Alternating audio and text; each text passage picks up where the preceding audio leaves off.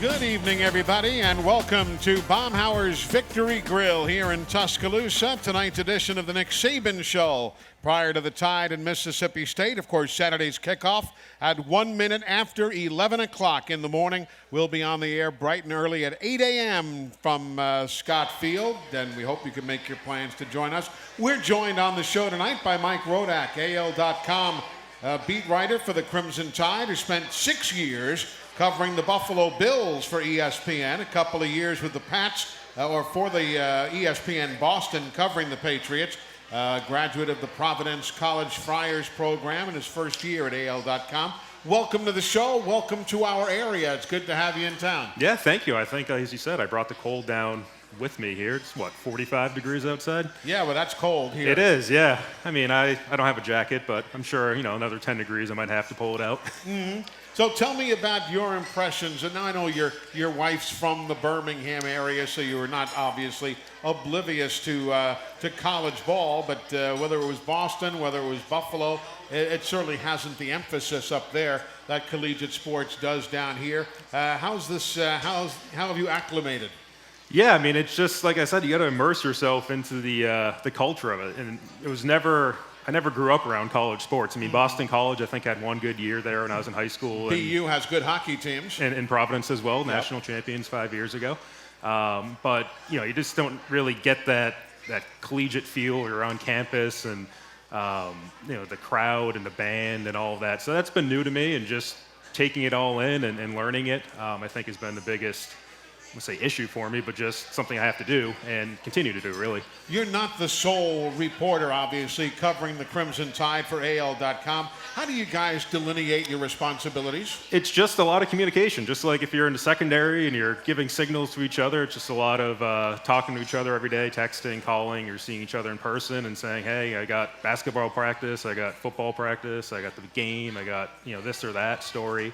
And just making sure that we're in touch. That's really what it comes down to. Do you get more of a charge writing the long-form pieces, the personality pieces, or are you one of those guys who loves working on the deadline and cranking out spot news as it happens? Probably the latter. I mean, that's been more, I think, what I've done over the years is just, when the pressure's on and there's a breaking news story, or you're in the fourth quarter of a close game and you're trying to figure out the right thing to say and the right words to use, that has always come a little bit more naturally to me, I think, than, trying to come up with some of those longer form stories. But, that's something I probably have to continue to work on. Obviously, the reaction is for Coach Nick Saban joining us here at the restaurant. You worked with Bill Belichick, so this has not been a big adjustment. They're very same in many, many ways. Yeah, it's true. Obviously, they worked together for several years there, and both, at the pinnacle of their sport. And the coach is making his way up to the stage now and getting settled in. Good to see you, sir. How are you? Good to be here. Going great. How are you? I am well, thank you. We're just talking about Mike Rodak here, of course, from AL.com, who, after working and covering the Bills in Buffalo for 6 years, spent 2 years with ESPN Boston covering the Patriots. And we were just discussing him working with Bill Belichick and, of course, working with you, and how you gentlemen are both, in many regards, very, very similar. Right. I want to ask him, how was it working with Bill? Well, I don't know if Bill was quite as elaborate on some of the injuries and some of the press conference answers. So it's been happy to have that. I'm glad to have that. I'll say that. Yeah, well, he doesn't say much, which is a good thing. And I don't think people understand sometimes that you really want to kind of protect your team from certain things that, everybody thinks they have the right to know, but some of those things can be a competitive disadvantage for you if you let everybody know. So, and I know in this world of the media, and everybody has so much interest, and that's an important part of our game too, because it is entertainment for a lot of people. But us old timers, we like to protect our team. Exactly. And though, the good thing is, you're at a place where people care. That's we could all be working at some school somewhere where, you're just a blip on a radar screen. Here, people care, and that's wonderful. Well, it certainly is, and I want to make sure that everybody knows that, I don't think there's many better atmospheres in college football than what we had to play in, this past Saturday. And exactly. I know the outcome of the game wasn't what we all wanted it to be, but I certainly appreciate that kind of support, and I think it's great for our state. It's great for the university, and I know our players certainly appreciate it. Definitely. Mike, why don't you jump on in? Let's get ourselves going here. Yeah, and on the topic of that atmosphere, having that game and all that build-up and all that energy in the stadium, and then you have to go home and turn the page, what's sort of your strategy when you pull into your driveway and have to start thinking about the next opponent? What do you do to do that? Yeah, well, I think there's, 3 outcomes, after you have a game, a big game. You win, that's outcome number 1. You lose, that's outcome number 2. Outcome number 3 is you got to learn. Mm-hmm. All right, so, and that's the most important one because you need it whether you win or lose, because that's the only way you can get better.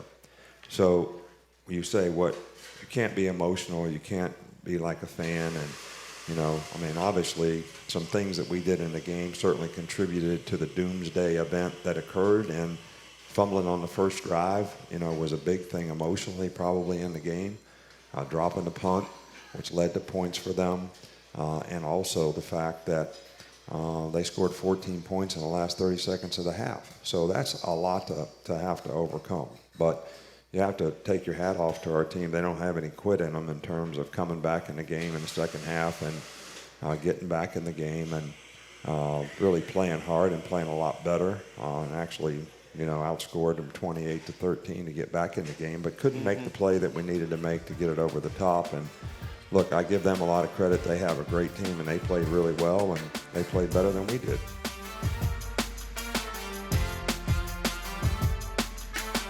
Coach, we have a visitor standing right to your right here at Baumhauer's. Good evening, ma'am. How are you? I'm good. How are you? Great. What's your question for the coach? Hey, Coach. My question is, Najee Harris, do you think last week was his best game that he's had since coming to Alabama? Well, I certainly do. I think he's played better and better and better as the year has gone on, and I thought he played an outstanding game. Was physical, tough, really made some tough yards, did a really good job for us as a good receiver, made a great catch for a touchdown. I think he's more confident now, and I think because he's played more, he's making better instinctive decisions, as he runs, and I think, he's getting used to the plays and how to read the plays, and I think that's really helped him a lot, but I think his confidence is the one thing that has, really, really sort of exploded and helped him be a more consistent player. When you have a guy, whether it's Najee, whether it's Jerry Jeudy, somebody who's gifted the way these men are, what approach does their position coach take? They already know how to play, how to catch.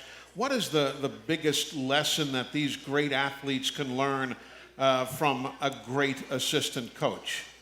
Well, I think just because you're a great athlete and you can catch and you can run fast, that in and of itself does not make you an effective, efficient player. You have to be sort of ultra committed to, doing things at a high level on a disciplined basis, and you really have to be committed to the process because, if you think about it, our players play 12 games right in the regular season. We probably train 340 days out of the year. So you're training all the time. So if you're not committed to the process of what you have to do to train to be the best player that you can be, and I'm sure this is probably true in the special forces and other things. Those guys train all the time. Sometimes they never even go fight anybody. So, sure. But you have to be committed to that, and you have to be committed to attention to detail, and you got to be committed to what it takes to be a good teammate. Which means doing your job very, very well. And if there was one thing that our team needs to prove to themselves, in my opinion, after the way we played in the last game, is that we can go be the kind of team that, we think we are or we think we can be by going over there and playing the best that we can play. Because I don't think we played that way in the last game. So, but I don't care what anybody else says. They can say we're finished and we're done, and I don't care all the media stuff and all that. But how about proving to yourself, that we do have a good team. We can't depend on each other. We're going to go out there and do our job, and everybody's going to do their job the way they need to do it so we can play winning football, and we're not going to have mental errors, and we're not going to put the ball on the ground, and we're not going to do the things that are going to help the other team have a chance to win.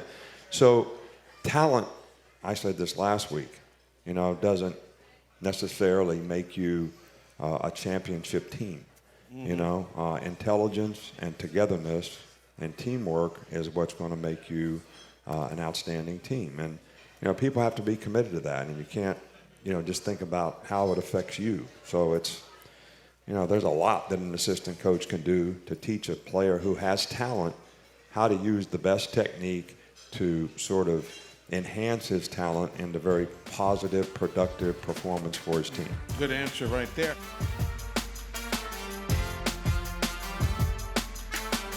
Let's go to the phone lines and bring in a gentleman who is a Bama fan, regardless of the outcome. And our first question tonight is brought to you by Alabama 811. Always contact 811 before you dig to know what's below. Call 811 or visit al811.com. Pee-wee in Grand Bay, Alabama. Hello, Pee-wee. Good evening. Good evening, sir. How are you Hey, tonight? Pee-wee, how you doing? I'm doing very well, Coach. How are you, sir? Good, thank you. Coach, I was just wondering, with the game last week, the way that the team played in the first half versus the way that they played in the second half was two totally different things. I was just wondering, was there a special message that you gave during halftime, or was it the players realizing that they didn't play that well in the first half and just re-up their focus to play and be fundamentally sound in the second half? Well, to be honest with you, it's all my responsibility how the players respond to whatever the circumstance is and whatever the game is. And, one of the things that I tried to emphasize all week, and we even talked about when we were on the radio show last week, was, players need to focus on good preparation, doing things right during the course of the week so they go into the game with confidence, and there's not going to be a lot of anxiety. We're not going to focus on the outcome of the game, nor the consequences that the game might have. Or whatever, which is all of what they hear every day in the media and all that kind of stuff. We want them to focus on what they have to do to play good, and that was where I wanted to keep them. I didn't want a lot of anxiety created by all these external factors and all that. And, sitting in the locker room before the game, I was really nervous about the way our team looked because they didn't look like they usually do. They were kind of quiet and, kind of not how they usually are. And it was a concern. You never know how they're going to respond when they go out there and start playing. So I think there was a lot of nervous energy. I think there was a lot of anxiety, and that's what I was trying to avoid. And then I think that once we got in there at halftime and I said, these are the things that we wanted you to do. We didn't do any of those things in the first half. All right, so let's just settle down and do those things and do them well, and we'll get ourselves back in the game. And they responded well to that because there wasn't all this anxiety about what's going to happen if this happens and that happens and all that. You can't think about that. Just like right now, I don't really want to talk to our players, and I don't want them to be talking about or hearing about like what everybody else is talking about, my daughter and everybody else. It's all I hear about. Are we going to get in the playoffs? Why did Georgia get ahead of us? I don't care about that. All right, because the only thing we got to do is focus on what do we have to do to finish the season. And regardless of what everybody thinks out there, I mean, it's a successful season to me. There's only one team in the last 12 years, that lost more than one regular season game. That was the 2010 team. All right, so in the last 12 years, there's only been one team that lost more than one regular season game, and the whole time we've been here. All right, so that's you be a part of a dynasty as a team if you can finish the season the right way and only lose one game in the whole regular season. All right, so, to me, and then that's what we can control, and if that's what we can do, all right, then the chips fall where they may. Mm-hmm. But when we lost the game, all right, we don't control our destiny anymore, so why worry about that? Let's worry about what we need to do to be the best that we can be to complete the season. So you want to be a part of the dynasty or the end of the dynasty. In terms of what this team focuses on and what they can do, and all they have to do is go out and play the way they're capable of playing and finish the season the way they're supposed to finish it. So, and we can't have blinking lights, too many blinking lights.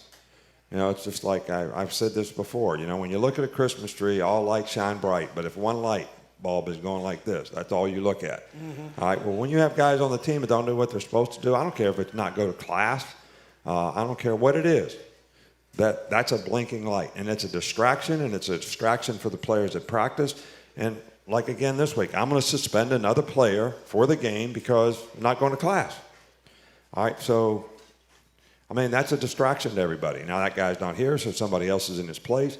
You know, you got to be able to depend on the guy beside you. Sure. You know? All the parts make it happen. Why do you not quit? Do you not quit because of you, or do you not quit because of the people around you who love and care about? I think a lot of times when you're part of the team, you don't quit because of those guys. You don't want those. You don't want to let those people down. So anyway, but you can't have that. If we're going to have a successful team, you can't have blinking lights. I don't care if it's in the game, off the field, whatever it is. And you know, we had too many in the game last week, and I don't want to have any off the field. So if we're going to finish the season, we're going to coach the guys that'll do the things the way we want them done, and the other guys are just going to have to be out of luck.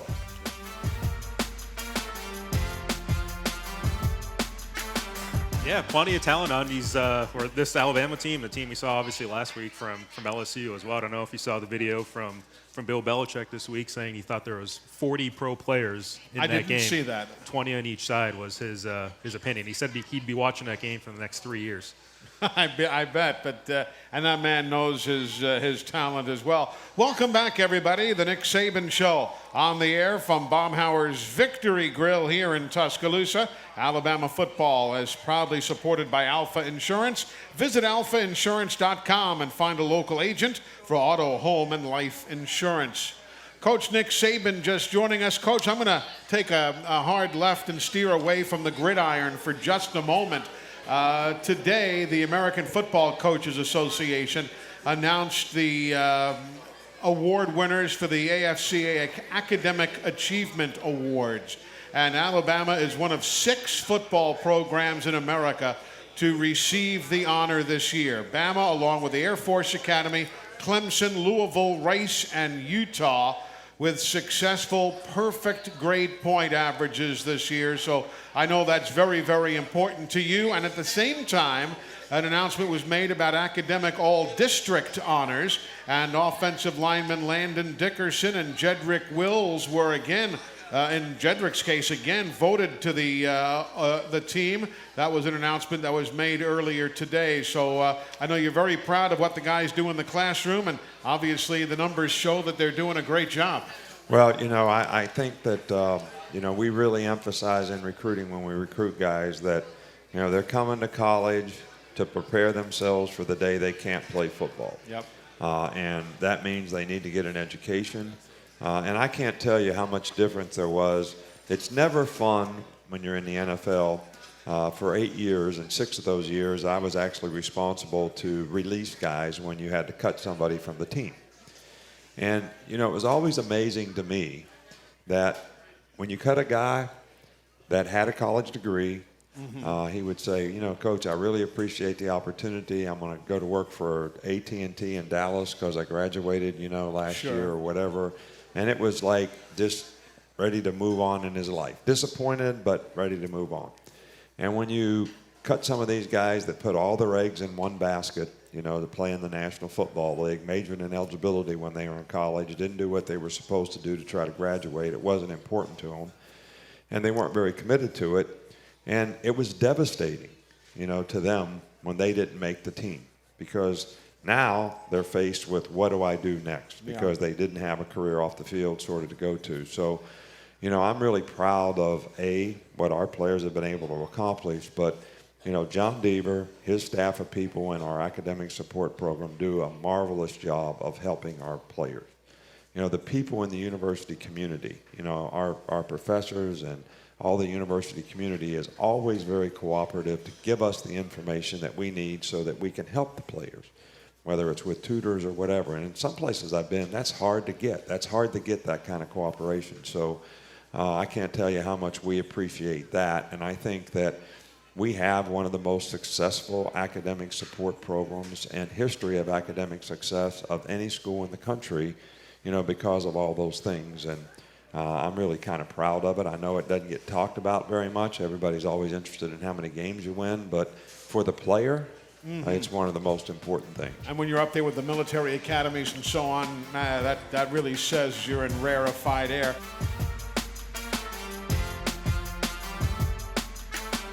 Mike, why don't you jump back in?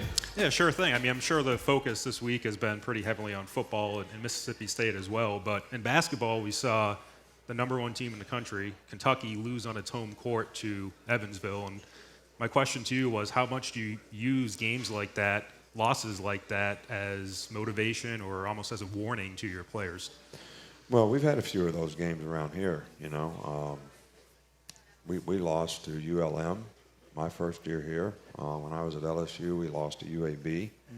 And I use those examples a lot. I use, whether it's South Carolina, Georgia. I use, the Kentucky kind of thing with our players. Because I think it's just an opportunity to get players to realize that you have to respect your opponent. You technically have to prepare well to play your opponent. But the most important thing is you're always motivated to play and be your best regardless of who your opponent is. Who you play shouldn't dictate how you play. The score shouldn't dictate how you play. None of these external factors should really, and you've heard me say this before, but I always try to put it in perspective for the players. When I was in the NFL, Terry's here, I used to sit in my chair at home and I'd have a computer and I'd watch players for the draft. All right, and just sit there for hours and hours and hours. They made me a cut-up of the player. I didn't know who they were playing. I didn't know what the score was. I didn't know if the team they were playing against was any good. I didn't know if the player they were playing against was any good. I was just looking at that player play.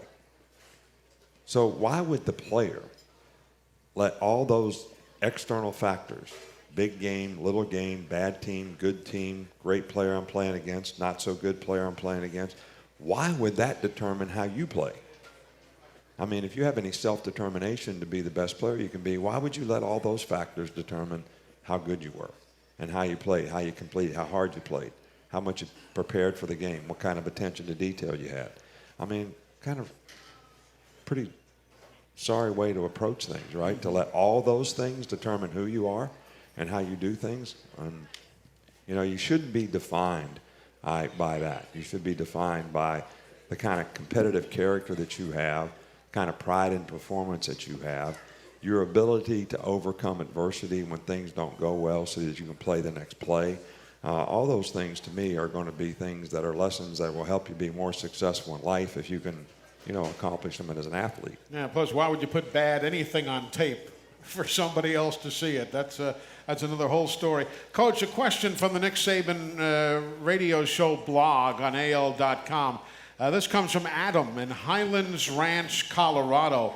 He said, with so many teams going to these wide open attacks, does it force you to have to recruit differently for different type of athletes? Oh, I don't think there's any question about it. And I think that, matchup problems, matchup issues occur more now in football than what they used to because of the spread.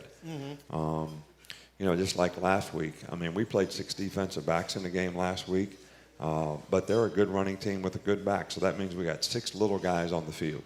All right, and then we also played with 24 and 33 or 2 outside backers. Sure. All right, so you're basically playing with an inside backer, 2 outside backers, 2 down guys, and 6 DBs. All right, now it makes it more difficult to stop the run, all right, because you got smaller guys in there. They have a good back. All right, but we were forced to do that because of the matchups that they created between the 3 wide receivers they have, the tight ends they have, the wide receiver, the running back that they have. They're in empty a lot. They're in 4 open receivers a lot. So, it makes it more difficult to match up if you don't have the right kind of players, to fit into all those kind of positions. Sure. And the amazing thing about college football, in my experience relative to the NFL, in the NFL, there's pretty stereotyped, standard kind of ways teams play. Okay, so you can sort of draft your team to play against. If you can play against one style, you can play against just about all the styles. Well, the interesting thing about college football is there's all kinds of styles. You might play against the wishbone. You might play against Georgia Tech's old bone type offense, triple option type stuff. you might play against LSU of old, who was in I formation with a great running back and really big, good offensive line. And then the next week you're playing against Ole Miss, who's in the spread, and you're Sure, and you're chasing a quarterback. So you really, when we had our best defenses here, and I remember one year, I think it was 2015, maybe, I don't know, one of those years when Jonathan Allen and all those guys were here, we had 17 different players in the front seven who had some starting role. 17 different players. Now, that means that when we played LSU, we had like one starting group. All right, when we played Ole Miss, we had somebody, totally a whole different. another different set of group, of players. So, and we don't have that kind of depth. And when we lost, 3 of the really, really good players that we had this year, 2 inside backers and 1 defensive end, it made it even more difficult for us to be able to, sort of have all the multiples that we need to be able to adapt and adjust to things. When we come back, we'll return to the phone line. Steve will join us from Memphis in just a moment. But right now, we break away as you're listening to the Nick Saban Show on the Crimson Tide Sports Network from Learfield IMG College.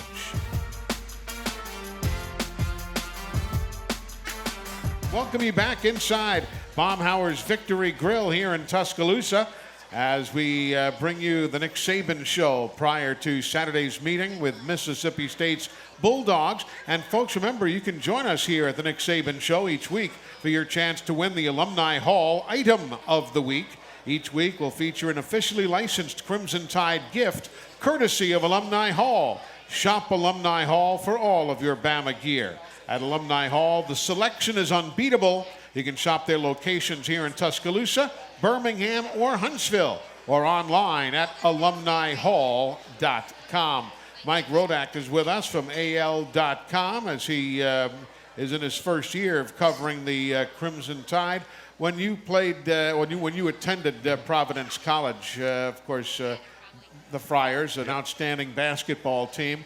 How about when you were also in Buffalo? Did you get a chance to deal with and learn a lot about Nate Oates? Not personally. I never actually met him in Buffalo. I didn't meet him until he was down here, but I certainly followed the team up there. And they played hard. It was impressive how fast they went, how well they shoot. They kind of captured the attention of that city for a little while, and that's typically not a college city. People historically haven't paid a whole lot of attention to UB, but in the last 3 or 4 years, especially after they beat Arizona in the tournament and then they played Kentucky, people cared, and that was good to see. You've got the Bills, you have the Sabres up there. There's no longer an NBA team, no Major League Baseball, but the winter months, man, it's pretty well dominated by the Bills and the Sabres. It is. People kind of lock in on those teams. There's not a whole lot else to do this time of year, and win or lose, they're going to be at the games, they're going to be listening to the radio, they're going to be reading you. That was always the appeal to me of Buffalo. It was a very engaged audience. It is. You're way too young to remember one of the great arenas no longer there, the old Aud in Buffalo. I did a lot of hockey games there when I was doing the Blues games and the Predators, and going into the Aud was always a grand experience. Obviously now a newer arena, but there's some great stories to be told about sports in Buffalo. I've heard a few of them, and the Rock Pile in Buffalo as well, where the Bills played 50 years ago. Exactly. Let's go to the phone lines now. Our next caller on the Academy Sports and Outdoors hotline is Steve, joining us from Memphis. Hello, Steve. Welcome in. Good evening, Eli and Coach. Good How evening. y'all doing tonight? Doing great. How are you? Doing great, Steve. I'm great. Hey, everybody talks about your recruitment process and the kids you're looking for and what's the process they get in. I want to know about your coaching staff. Seems to be, obviously there's a lot of turnover, between the coaches every year, almost every year. What's your process in finding a coach, that's coming in that you're looking at? Is it somebody that you've always had your eye on, or is it somebody that's new that just pops up? Right. It's pretty interesting how we keep going all the time, and, we don't miss a beat. And That's a good point. I'll Is listen there for a, you. And is there a Eli, short? Yes, sir. Well, I looking forward to the cruise.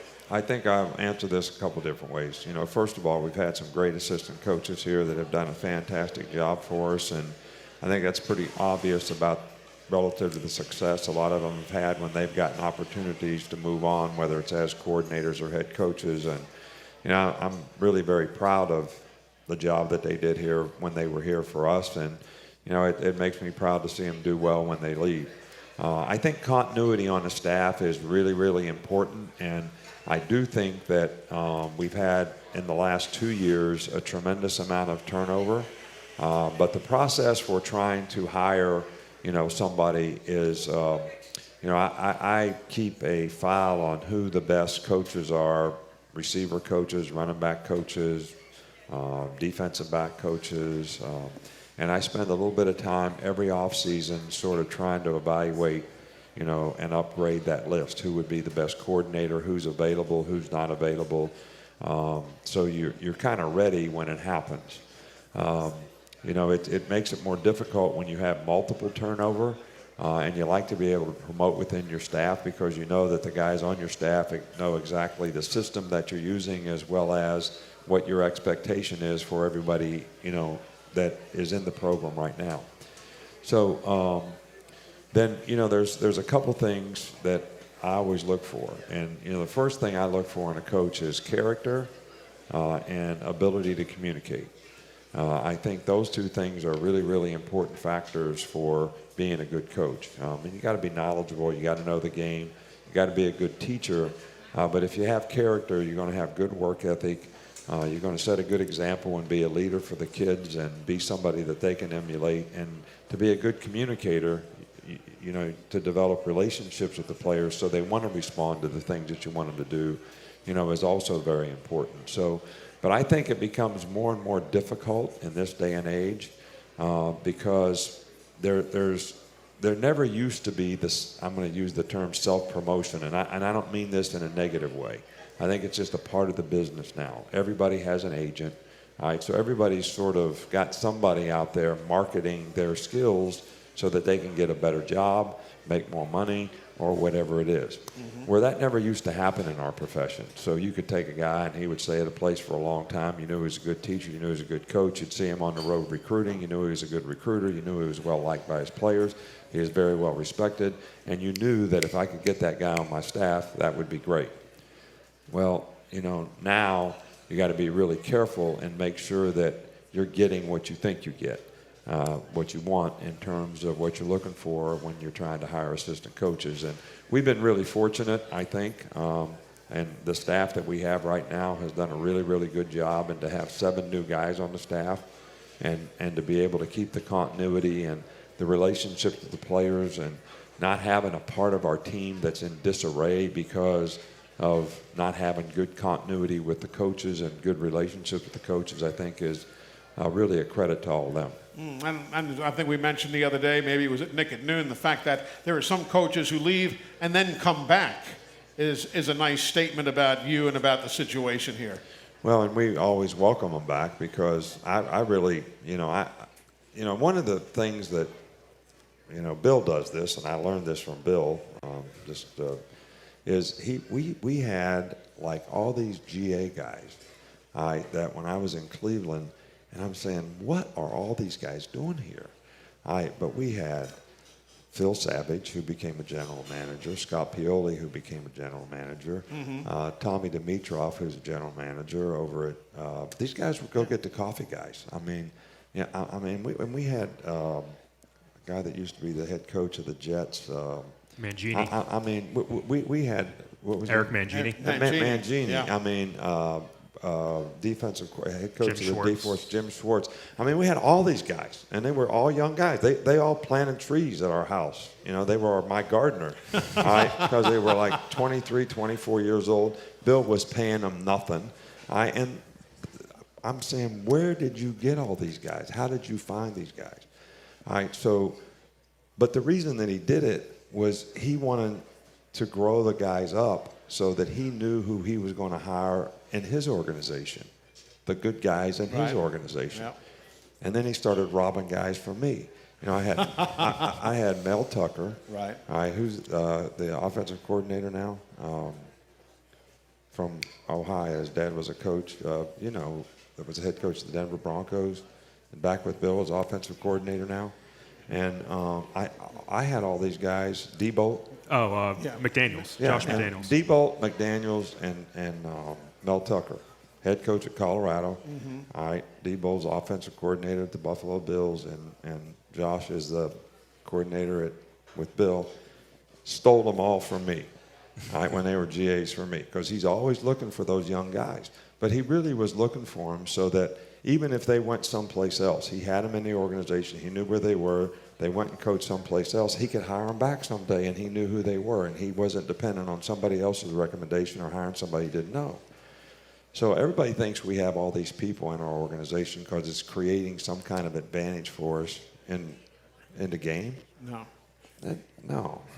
I mean, but we've done it here. You know, Mike Grove. He was an intern here. He went to Louisville. He was an offensive coordinator in Virginia. I hired him as a GA, actually. He went to Louisville for a year. I hired him back as a coach. I mean, that's happened over and over and over. Billy Napier, same thing. Sure. You know, I mean, there's Mike Loxley. I mean, all these guys that we had in the organization, I knew. All right, so you're saying you had to go research these guys, or you had to know, but you have to make a place for them in your organization so you know and you can bring them up. Even if they go someplace else, you know you're going to hire them back. That's a great story. It really is. We're going to come right back. We've got more of the show just around the corner. You're listening to Hey Coach and the Nick Saban Show.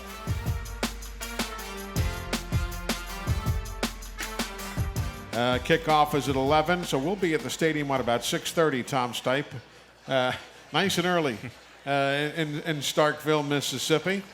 They say it is lovely at that time of the morning, but we'll all find out together. Hope you can join us 8 o'clock in the morning for the broadcast, 11:01 the kickoff for the Crimson Tide and the Bulldogs. Mike Rodak is with us from AL.com. How much, I don't know if you measure it anymore in column inches because you've got the electronics involved, but how much have you cranked out on the keyboard this week? Man, I was just going to say, like, inches-wise, I never worked for a newspaper. So when I heard people who work for newspapers talking in that language, it's just, I can't even wrap my head around. I guess I'm dating myself there. But, I'm not sure how long 10 inches is or 15, but it's probably been, a couple thousand. I think last week was obviously a lot bigger of a week. The LSU game, it's probably 10,000 words that come out of that. Was that an easy week to work, though, in some regards, because the stories were so numerous? In some ways, yeah. I mean, it's nice when you don't have to sit on the couch or sit at your desk and think, too long and too deeply about what to write. I mean, that just came naturally last week. And, at the same time, that there's going to be a lot of eyeballs on it and you want to do everything right and do your best work. But, it's an interesting question. Yeah, that's one thing. People are always looking for the latest bit of information, trying to immerse themselves. And it's like I said with the coach, it's nice to be at a place where people care. Exactly, and that's in Buffalo, I dare say you encountered a similar situation where again, I've done a number of NFL games over the years. It's just a whole different mentality, though.